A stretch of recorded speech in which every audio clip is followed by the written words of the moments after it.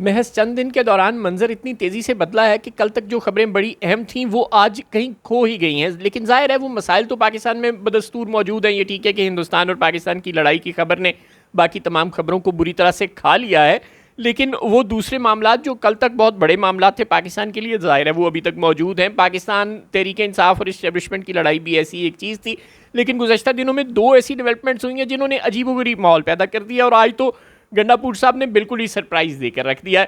پہلے یہ ہوا کہ بیرسٹر گوہر کے دوران یعنی کہ درمیان اور پاکستان تحریک انصاف کے تمام لیڈروں کے درمیان اور اس حکومت کے درمیان قومی اسمبلی میں کوئی زیادہ لڑائی جھگڑا نہیں ہوا.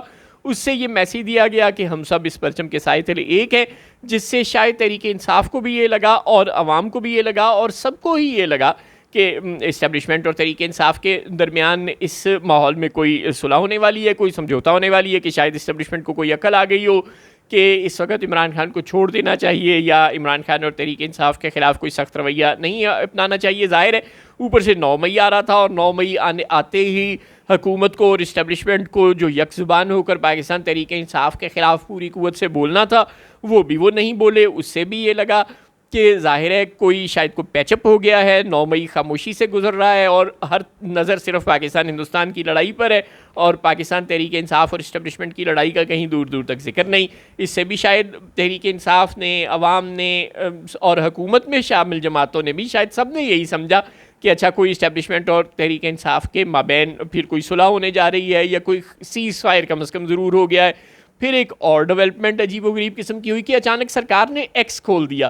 جب یہ ایکس کھول دیا, جو کہ تحریک انصاف کے خوف سے بند کیا تھا کہ تحریک انصاف اسٹیبلشمنٹ کے خلاف بولتی ہے, عام پاکستان کے لوگ جن کا مینڈیٹ چوری ہوا ہے وہ حکومت اور اسٹیبلشمنٹ کے الائنس کے خلاف بولتے ہیں, تو اب وہ ایکس کھل گیا. تو اس سے بھی یہ تاثر ملا کہ شاید اب سیز فائر ہو گیا ہے اور اسٹیبلشمنٹ کو یہ یقین آ گیا ہے کہ اب پی ٹی آئی کے ورکر اور لیڈر اس کے خلاف کچھ نہیں بولیں گے, تو اس لیے ایکس اب کھول دیا گیا ہے. لیکن ظاہر ہے ایکس کے کھلنے کی بھی اصل وجہ یہ تھی کہ ہندوستان کے صارفین بہت بڑی تعداد میں ایکس پر پاکستان کے خلاف بہت بول رہے تھے, اور ایکس کو صرف وی پی این والے لوگ پاکستان میں استعمال کر سکتے تھے, اور ہر بندے کے پاس تو وی پی این نہیں تھا.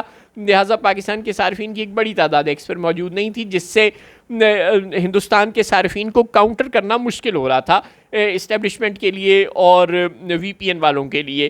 چنانچہ انہوں نے کھول دیا ایکس سب عوام کے لیے. اس کا نتیجہ یہ نکلا کہ اب عوام کی بڑی تعداد ہندوستانیوں کو کاؤنٹر کر رہی ہے ایکس پر.